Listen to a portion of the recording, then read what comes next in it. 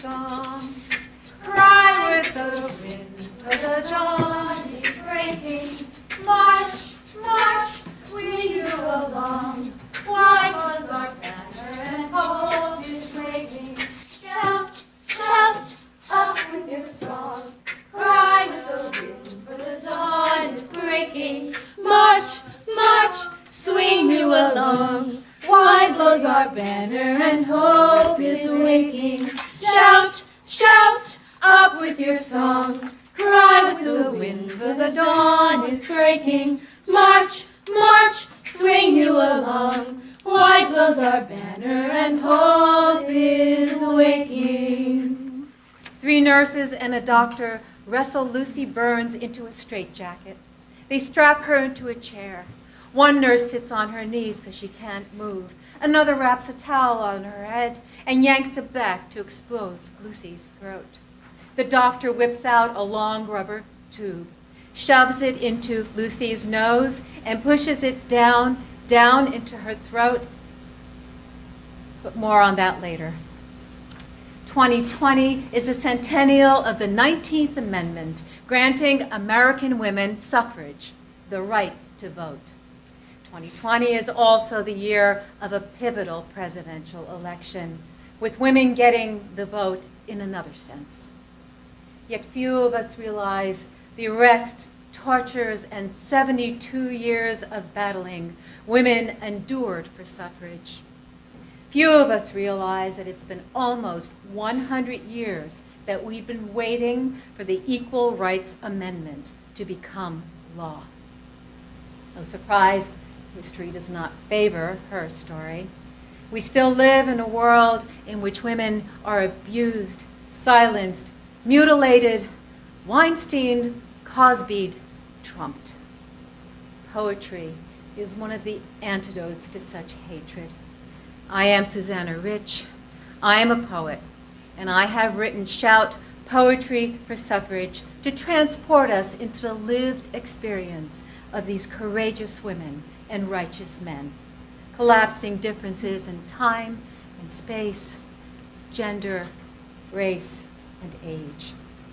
As President John Fitzgerald Kennedy said, when power corrupts, poetry cleanses. So let's bring out the hose, the bucket, and the broom.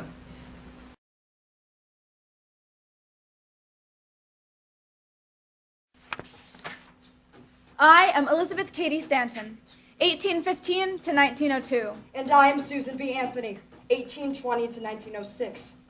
Without you, I might not have devoted my life to women's rights. We create the Revolution, a newspaper promoting women's rights. Our motto is principle, not policy. Justice, not favors. The true republic. Men. Their rights and nothing more. Women. Their rights and nothing less. I am a philosopher and legal scholar. I read wide and deeply. I write and edit the Revolution. I manage production, printing, promotion. I raise a family of 7 children. I never marry. I will not surrender what few rights I have as a woman. I inspire women across the nation to join the cause for suffrage. They call themselves my nieces. I write the speeches, mine and yours. I write letters, I write articles and books. I agitate, I argue, I insist. I persist. I am your eyes and ears on the ground. I bring you news from the field. I load the cannon against the cult of true womanhood. I fire the cannon. We lobby. We promote. We protest. We buttonhole. We noise-making twain are 2 sticks of a drum.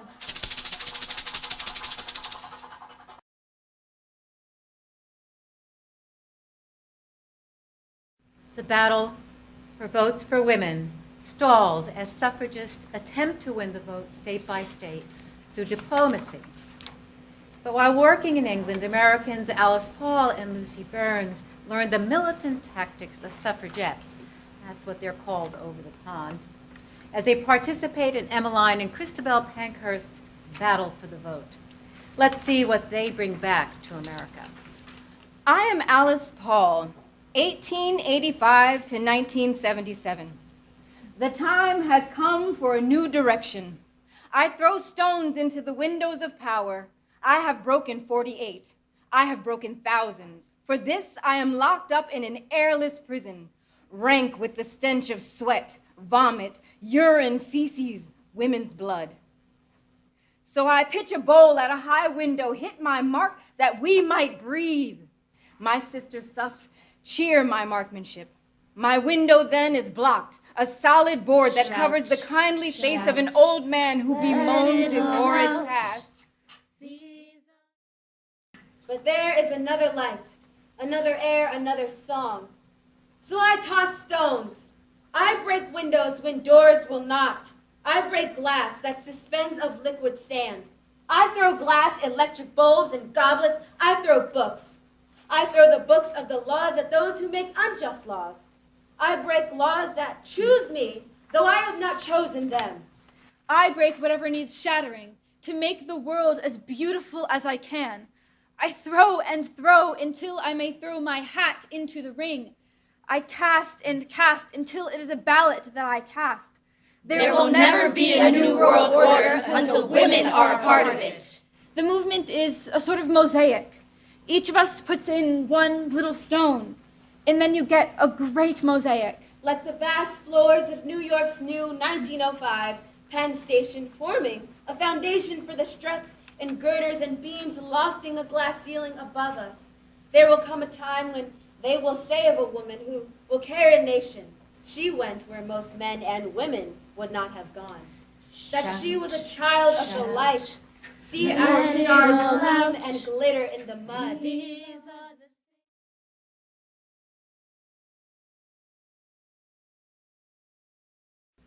I am Ida B. Wells, 1862 through 1931. Ida Bell Wells Barnett, in full. Iola for pen name as journalist. Nickname Princess of the Press by black newspapers. I am born a slave. Yellow fever takes my parents and my brother, so I leave my dear black college, rent, to support 3 sisters, 2 brothers.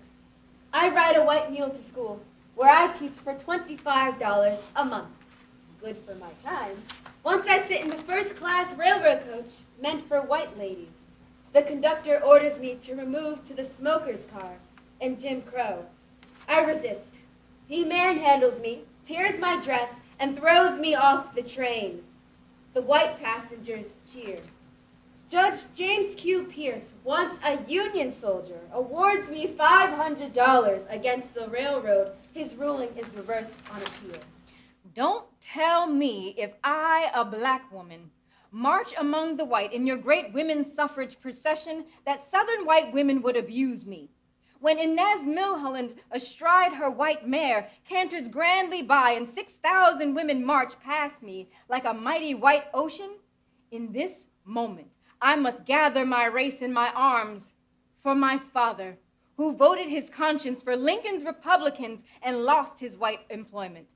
For my black friend Tom Moss, Sunday school teacher sleeping in his bed, shot in the head by a lynching mob for protecting himself from white vandals. For all the men of my race falsely accused of raping white women. For all the women of my race called harlots and raped by white men. For all the threats, intimidations, gerrymandering, stonings, beatings, murders to suppress, manipulate, and silence us from exercising our vote. For all my poor, starving, exiled people reviled, hung, burned at the stake, castrated, hands and feet amputated if they tried to escape. From these jostling sidelines, I lift up my right foot, I step forward. A drop of ink on newsprint, a word on a blank page, a black woman marching among the white.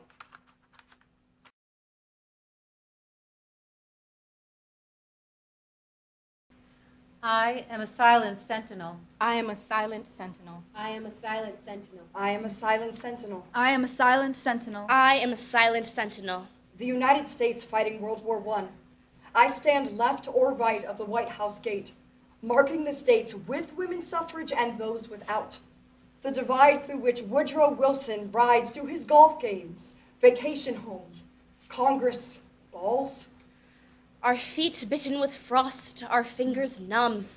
A policeman with mercy brings us hot bricks, not to throw, but to stand on. Sister Suffs build wooden platforms to raise us from the frozen, unyielding ground. On our political platform, Liberty for Women, we stand. I refuse to sit on proffered benches.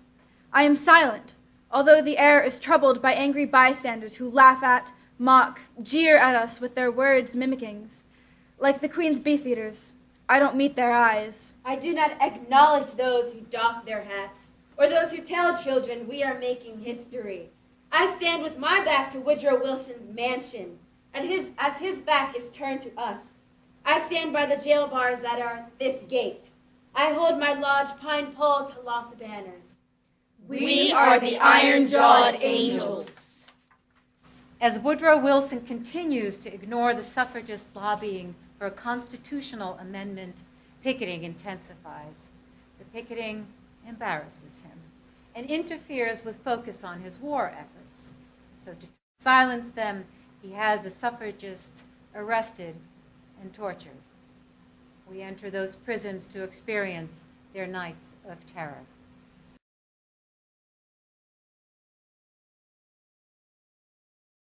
I am Alice Paul. And I am Lucy Burns. Our jailers feed us on maggots. The government treats us like criminals. We are on hunger strike.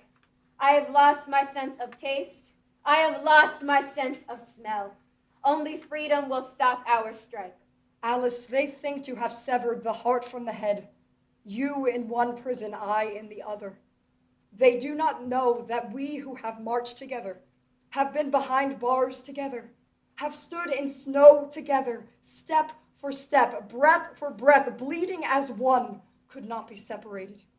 Where there is love, absence bonds us the more. As absence of food clears the way between us, what they call a hunger strike, I know as fasting. As dark brings sun, so abstinence brings clarity. Each day I slough off poisons these doctors seem more and more fraught and insane. Each day I leave behind my initial weakness. Each day I strengthen my will. I am hunger. Woman does not live by bread alone.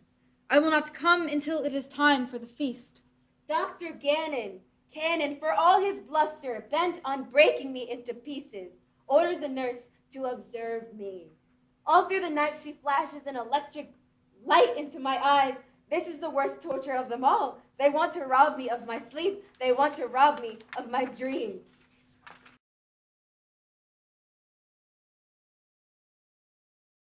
I am the district jail charwoman. History will not know my name. No one sees a charwoman. It is my gift. It is my freedom. I come with my bucket, my water, my brush. I kneel down by your bed, Alice Paul. I lift my brush and pound it to the floor. I scrub. The brush shushes on the floor. I am on my knees. I reach under the bed. I am hidden. From between my breasts, I pull a small, tight roll of paper. I reach my hand through the bed's bars. You reach down. We exchange these letters. I bring you your Lucy. I bring her her Alice. We do not speak. There are no cobwebs under your bed.